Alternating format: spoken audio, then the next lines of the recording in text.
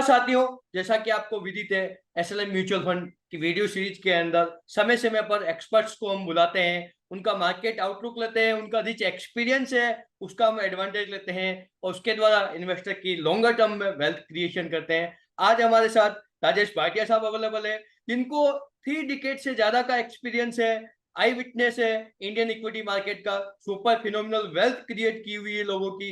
और ITI mutual fund के अंदर 2019 से है, एआईएफ मैनेज करते थे, right now ITI mutual fund के अंदर एज ए सीआईओ पूरा फंड हाउस मैनेज कर रहे हैं। और जब से राजेश सर ने एज ए सीआईओ हैंडल किया है, एंटायर थिंग इज चेंज। तो मैं राजेश सर का हार्दिक स्वागत और वेलकम करता हूँ। नमस्ते Vinod ji, thank you so much for welcome calling me. Welcome Rajesh sir. Rajesh sir, आपका आई विटनेस है और अभी इंडिया के अंदर काफी सारी ह्यूज अपॉर्चुनिटी है, लैंड ऑफ अपॉर्चुनिटी है। अगेन इंडिया को गोल्डन बर्ड बनते हुए सभी देश विदेश में बात हो रही है। और साथ ही साथ आज की डेट में जो थर्ड लार्जेस्ट इकोनॉमी के लिए भी पीएम साहब ने बोला था कि अगर हम अगेन चुनाव जीत के आते हैं तो थर्ड लार्जेस्ट इकोनॉमी होगी। $5 ट्रिलियन इकोनॉमी का सपना ऑलमोस्ट पूरा होने वाला है। 3.7 तो ऑलरेडी हम रीच हो चुके हैं। तो आपका क्या ओपिनियन है एज ए इंडियन इकोनॉमी या एज ए इंडिया के अंदर इन्वेस्टमेंट करने के रूप में? आप क्या देखते हो Indian investor as well as the FII? सबसे पहली बात तो मैं आपको बताना चाहूंगा कि हमें बहुत ही अपने आप को लकी मानना चाहिए कि हम इंडिया की इस दौर में हैं, जहां इंडिया सबसे most consistent, predictable, fastest growth story बनने जा रही है विश्व में। Absolutely so right. इसमें क्या होगा कि बहुत पैसे बनने वाले, इक्विटी ग्रेट। मार्केट्स में बहुत पैसे बनने वाले हैं। और मैं आपको एक कॉन्टेक्स्ट दे दूं, लास्ट 43 ईयर्स में इंडियन इक्विटीज में 16% कंपाउंडेड, लगभग 16% कंपाउंडेड रिटर्न बने हैं 43 ईयर्स एब्सोल्युटली में। राइट। मेरे ध्यान में ऐसा कोई मार्केट नहीं, अमेरिका भी नहीं, जिसने इस तरह की कंसिस्टेंट वेल्थ क्रिएशन दी हो। 16% for 43 years is a magical track record for any equity markets जो हमने हासिल किया है। और आज जाके लोग बोल रहे हैं कि इंडिया का टाइम आया है। सो आज जब विश्व में आप देखें दूसरे देशों को, चाइना है, जापान है, यूरोप है, अमेरिका है, सबके पास कुछ ना कुछ चैलेंजेस हैं। सबसे कॉमन चैलेंज है उनकी डेमोग्राफिक्स की, उनकी राइट। पॉपुलेशन एजिंग है। और हम सब जानते हैं कि जीडीपी डिटरमाइन करने के लिए आपको दो चीज चाहिए, number of people who are working and productivity. इन दोनों को एब्सोल्युटली। मल्टीप्लाई जीडीपी ग्रोथ आती है।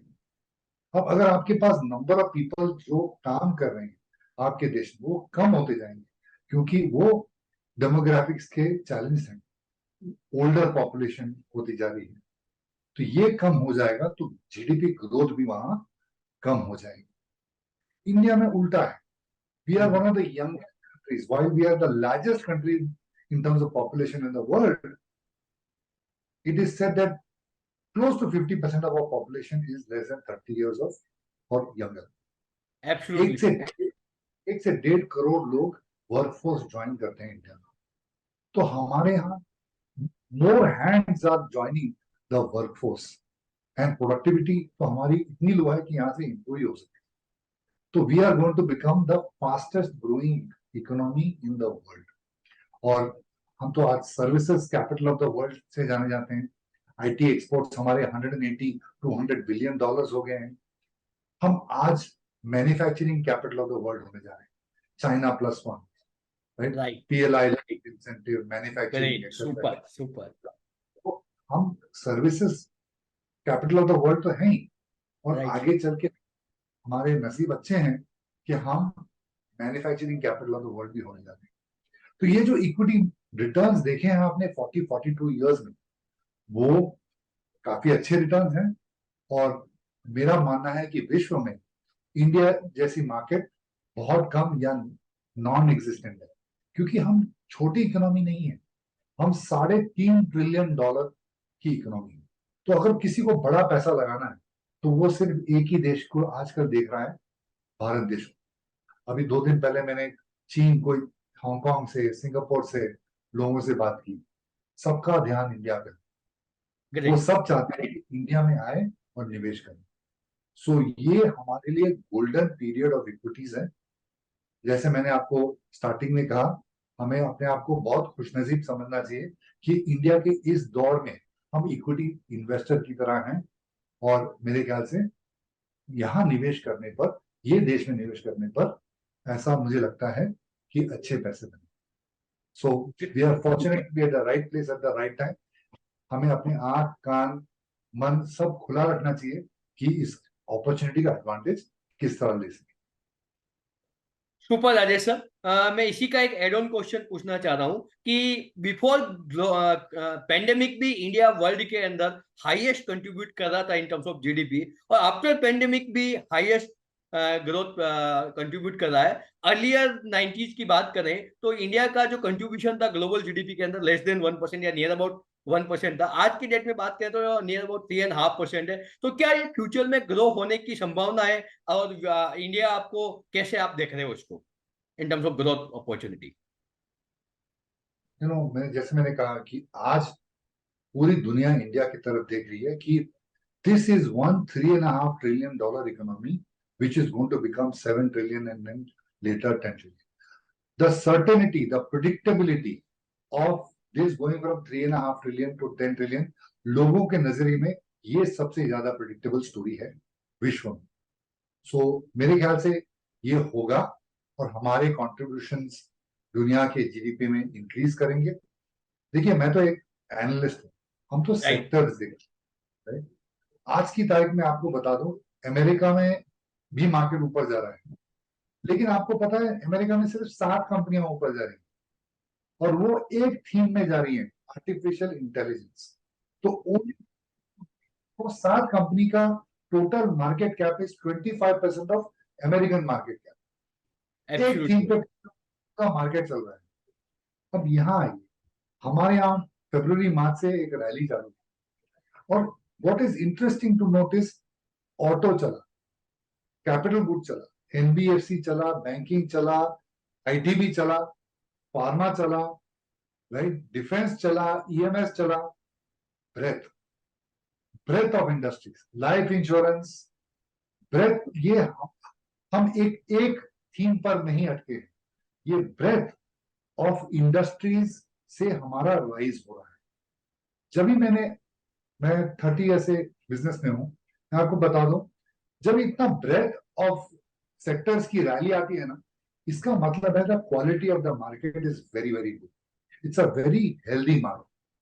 और मैं आपको बताऊं, एज एन एनालिस्ट, मैं अगर कोई भी सेक्टर देखता हूं तो उसमें मुझे लगता है कि ये इसमें तो 5 साल 10 साल का ग्रोथ, 20 साल का ग्रोथ बाकी है।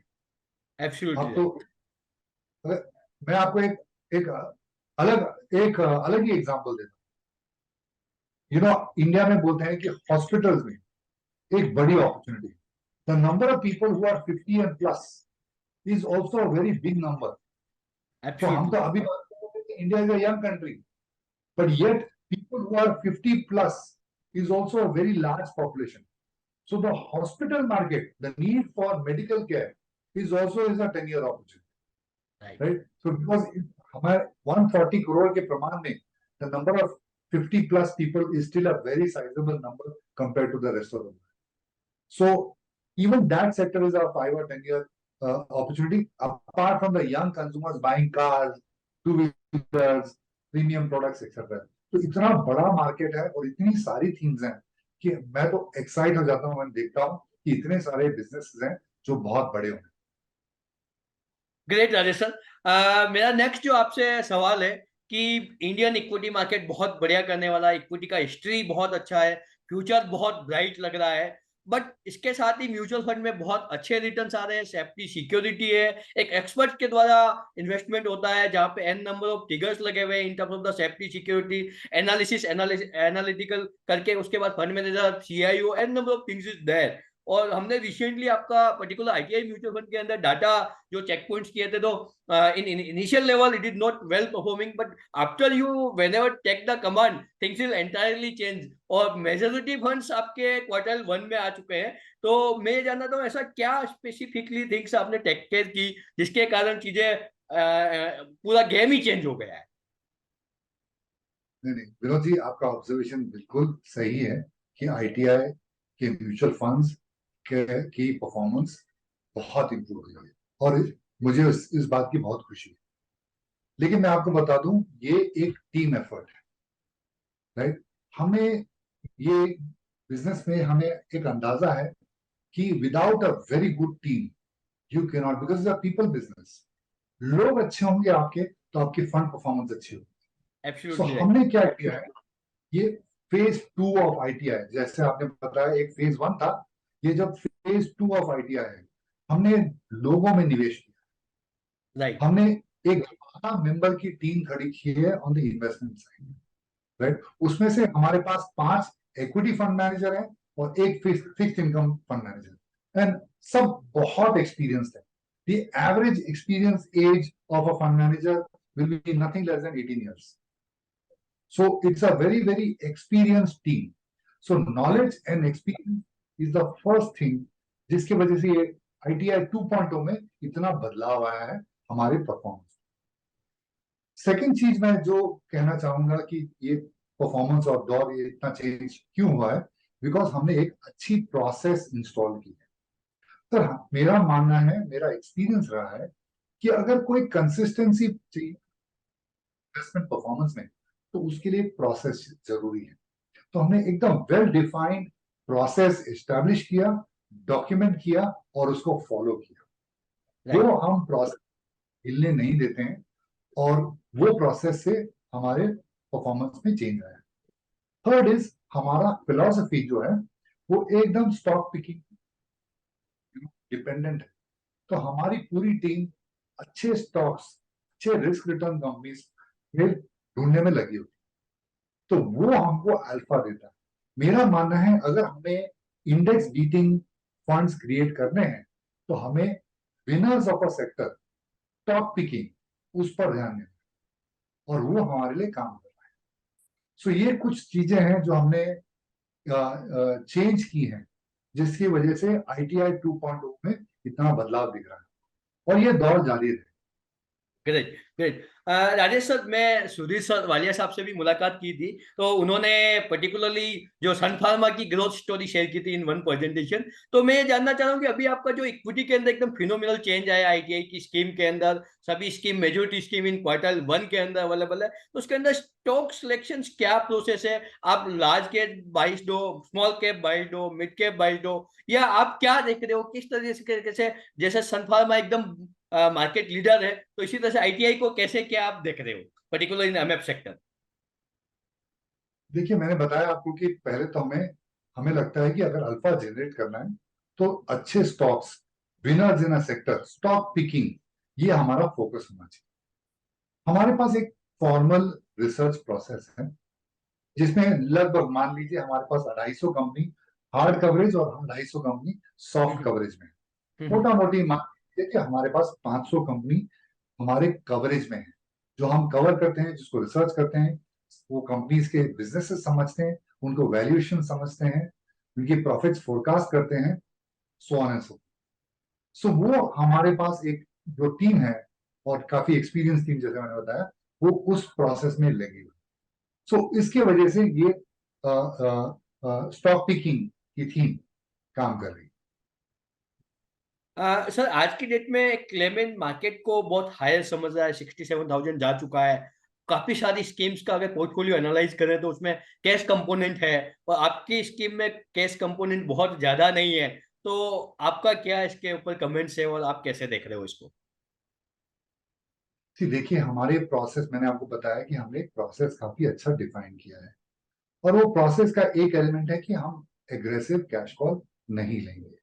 हम राइट। मोर और लेस फुली इन्वेस्टेड रहेंगे। इंडिया की ग्रोथ स्टोरी इतनी अच्छी है कि लॉन्ग ओनली फंड्स को एग्रेसिव कैश कॉल लेने की जरूरत नहीं, उनका वो मैंडेट भी नहीं है, और उनको वो करना भी नहीं चाहिए। सो मेरे ख्याल से हमारा मानना है कि इंडिया ग्रोथ स्टोरी आप सेक्टोरल डाइवर्सिफिकेशन से खेलिए, बिकॉज इतने सारे थीम्स हैं, इतने सारे सेक्टर्स का एड्रेसेबल मार्केट इतना लार्ज है, और इसको आप टाइम करने की ज्यादा कोशिश मत करिए। आप फुली इन्वेस्टेड रहिए और you play the India opportunity. Having said that, there is funds like balance advantage fund, जहां थोड़ा बहुत डायनामिक एसेट एलोकेशन होता है। आज की तारीख में वहां भी 60+% एक्सपोजर है, बिकॉज हमारा मानना है कि ये अभी भी हेल्दी मार्केट है, तो इतनी बड़ी कैश कॉल लेने की जरूरत नहीं। But that is specific to a balance advantage fund. For the other funds, we don't want to take very aggressive cash calls on an overall portfolio basis. देखिए, मैंने आपको बताया हमारा पूरा फोकस स्टॉक पिकिंग में है, और ये स्टॉक पिकिंग में हम लोगों को अपॉर्चुनिटीज मिल रही हैं in predictable, fast growing, multi year secular growth stories, और वो भी अच्छे अच्छे दामों में। मैं नहीं कहूंगा कि एकदम मार्केट चीप है, लेकिन we are getting our set of opportunities.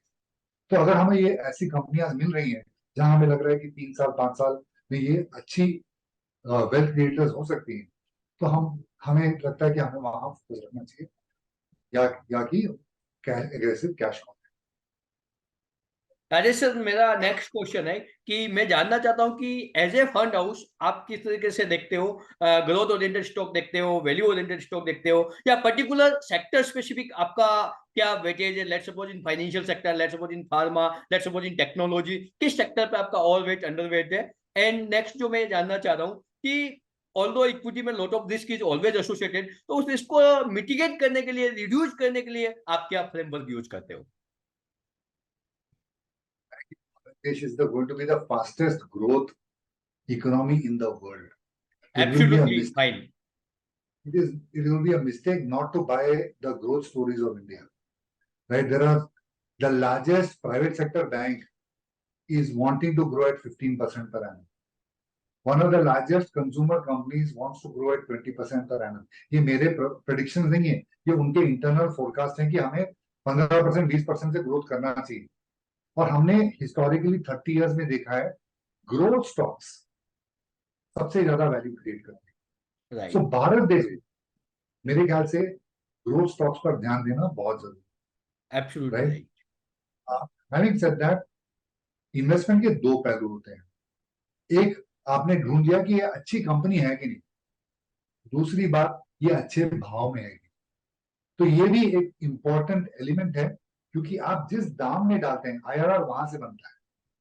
सो दाम को, मेरे हिस्टोरिकल एक्सपीरियंस में ऐसा मानना है कि दाम, अगर अच्छा दाम दिया जाए, that is a very good starting point कि आपका उसमें रिटर्न या आईआरआर अच्छा रहे। तो अच्छी कंपनी अच्छे दाम में कब मिलेगी? जब दूसरे लेना ना चाहे, तो वो एब्सोल्युटली राइट। सेक्टर कभी कभी नीचे आ जाता है। तो जैसे कि मान लीजिए, बजट के टाइम कुछ टैक्सेस बढ़ा दिए गए थे ऑन इंश्योरेंस कंपनी प्रोडक्ट्स, उसके वजह से इंश्योरेंस कंपनीज फेल 20-30%, 20-30% का उनमें करेक्शन आ गया। तो हमने देखा ये तो सब बहुत अच्छी अच्छी कंपनियां हैं, सब बैंक लेड मॉडल्स हैं, ये 10 साल के लिए ग्रोथ स्टोरीज हैं, और जो टैक्सेशन इंपैक्ट आया है वो उनको इतना इंपैक्ट नहीं करेगी। तो ये 30% जब गिरे, अच्छी कंपनियां, लॉन्ग टर्म ग्रोथ वाली, लेकिन अच्छे भाव में, हाल ही में आईटी कंपनीज करेक्ट हुई। These are one of the best governed companies in the country, with the highest free cash flow, with the most predictable rate of growth for the next 5 or 10 years. But US में थोड़ी recession के concerns आए, तो ये stocks भी गिरे। So again we have added them in our portfolio. So अच्छी कंपनियां, बट अच्छे दाम में। So from time to time ये कॉन्ट्रेरियन इन्वेस्टिंग हमें काम आती है। सो आपने जैसे पूछा कि हमारी मेथोडोलॉजी क्या है of approaching stocks. So we want to buy these growth companies, but we want to buy them at reasonable prices, and you get that from time to time when you are thinking different from the market. So मेरा मानना है, मेरा experience यही रहा है, अगर आपको बड़ा पैसा बनाना है, तो जो आप आज सोच रहे हो, मार्केट को कल सोचना है। अगर आपको लगता है कि लाइफ इंश्योरेंस कंपनीज ये जब गिरने के बाद अच्छी कंपनीज हैं, तो कल मार्केट को दिखना चाहिए हाँ इसमें इम्पैक्ट इतना नहीं है और ये अच्छी कंपनी है. So you have to be ahead of the market to make alpha returns. So that is again ingrained in our philosophy. हमारे जहन में ये एकदम डीप अंडरस्टैंडिंग है कि अगर हमें बड़ा पैसा बनाना है तो बाजार से थोड़ा अलग सोचना है और ओरिजिनली सोचना है. हमारी खुद की अंडरस्टैंडिंग होनी चाहिए वो बिजनेसेस में. तो तभी आप वो कॉन्ट्रेरियन इन्वेस्टिंग कर पाएंगे. तभी अच्छी चीज जब गिरी है उसको आप ले पाएंगे. So growth companies but buy them at reasonable price. By the way we also have a value fund right so which is right doing it. Right So takes a different approach, but it is I would still call it a contrarian approach to growth. Great So great that is how we approach equity markets. Great Raja sir, मेरा second last question है कि मैं ये जानना चाह रहा हूँ कि equity is very risky product. Equity के अंदर लोग बाग पैसा भी सबसे ज्यादा बनाते हैं. इंडिया के अंदर लोएस्ट पेनिट्रेशन है इक्विटी का इन टर्म्स ऑफ इन्वेस्टमेंट. तो इन्वेस्टर को समय समय पे रिव्यू करते रहना चाहिए अपने पोर्टफोलियो को. तो being a ITI mutual fund, being a fund manager, being a CIO, having a rich experience, 30 years eye witness of the market, आप अपने पोर्टफोलियो को कितने समय में रिव्यू करते हो? किस स्टॉक को कितने समय में एग्जिट कर लेते हो या कितने समय तक बने रहते हो? देखिए, अगर हमारे पास कोई कुछ अच्छी चीज आ गई है जिसमें हमें ग्रोथ प्रोस्पेक्ट अच्छे लगते हैं और उसका दाम अब नॉर्मली ऊपर नहीं गया, तो हम चाहते हैं कि उसको हम 5 साल 10 साल रखें. क्यों ना रखें? करेक्ट. लेकिन पोर्टफोलियो इवैल्यूएशन तो हर दिन होता है. Every day. मतलब correct. You are seeing companies. ये यही इंटरेस्टिंग काम है हमारा. रोज आओ एब्सोल्युटली. बाजार में, रोज नया नया होता है, नए समझ नई अंडरस्टैंडिंग लानी पड़ती है और वेरियस कंपनीज वेरियस सेक्टर्स. ये this is the exciting part of our business. So we constantly review our portfolios. By the way, apart from fund managers and analysts reviewing the portfolios and evaluating whether there is a better opportunity, आज हमारे पास हमें बैठना नहीं है. हमें रोज देखना है कि इससे जो हमारे पास है उससे अगर अच्छी अपॉर्चुनिटी है तो हम उसको भी कैप्चर राइट करें. Right. Get complacent with your portfolio as they say. But सिर्फ ये हम इवेल्युएट नहीं करते. हमारा एक रिस्क मैनेजर है, वो भी रोज रिस्क एसेस करता है हमारी पोर्टफोलियो. तो हमारे from a fund management perspective हम देखते हैं अच्छी कंपनी की गवर्नेंस ली है हमने. राइट, अच्छी गवर्नेंस कंपनीज हमने परचेज किए हैं. प्रिडिक्टेबिलिटी क्या है, कंपनीज की रिस्क क्या है, लिक्विडिटी रिस्क क्या है पोर्टफोलियो में, कॉन्सेंट्रेशन रिस्क क्या है, are we identified diversified across sectors. ये हम पोर्टफोलियो मैनेजर की तरह देखते हैं. Other than that, risk manager भी इवेल्युएट करता है from concentration risk, sectoral risk etcetera, which is independent of fund manager. So हमारी ये रिस्क मैनेजमेंट प्रोसेस काफी स्ट्रांग है. जैसे मैंने आपको बताया, कंसिस्टेंट परफॉर्मेंस के लिए प्रोसेसेस होना बहुत जरूरी है. So whether it is stock selection process और whether it is risk management process, ये हमने काफी स्ट्रेंथन की. Great great. राजेश सर, मेरा लास्ट क्वेश्चन है कि आज की डेट में सबके पास ट्रैक रिकॉर्ड है, सबको इंडिया बहुत अच्छा लग रहा है, बहुत अच्छी ग्रोथ स्टोरी है, पैसा इक्विटी में ही बनने वाला है.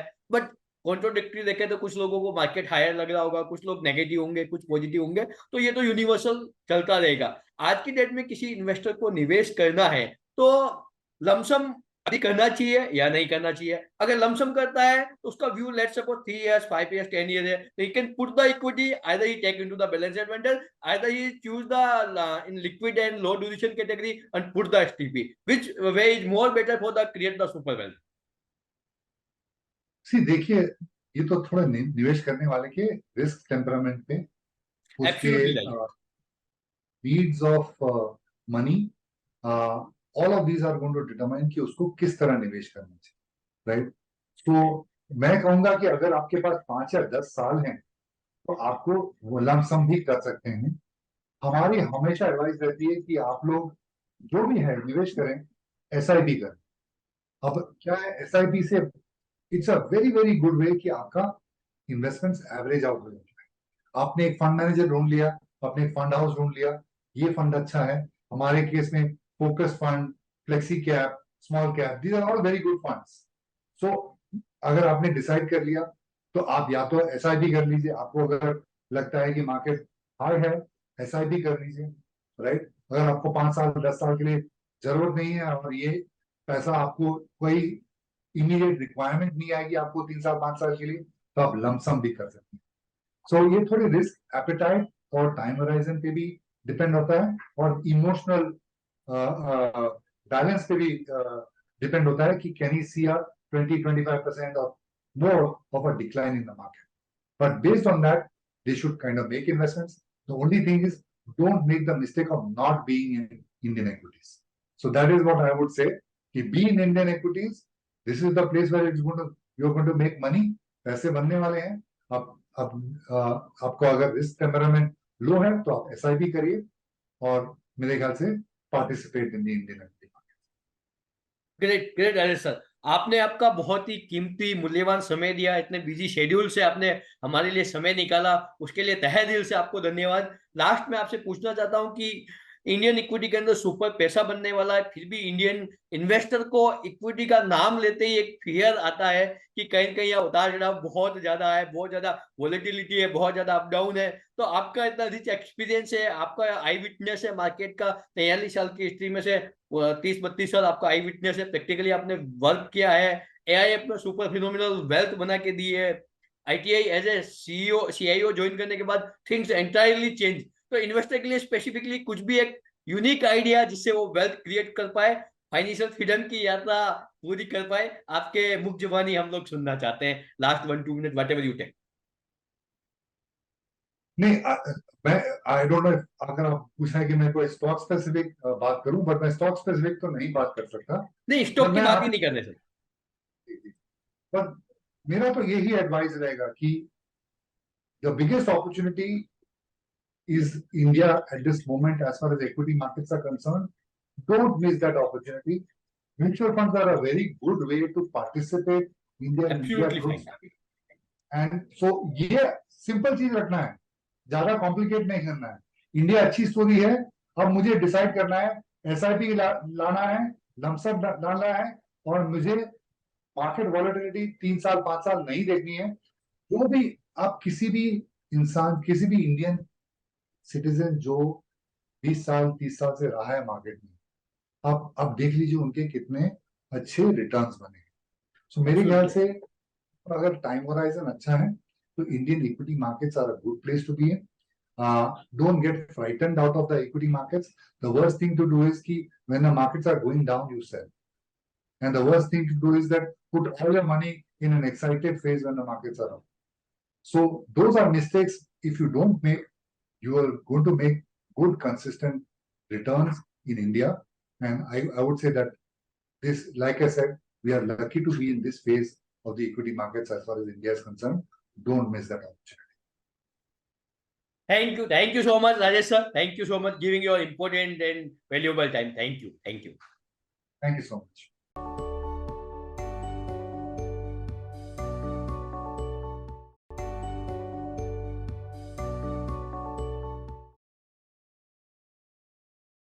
Mutual fund investments are subject to market risks. Read all scheme-related documents carefully.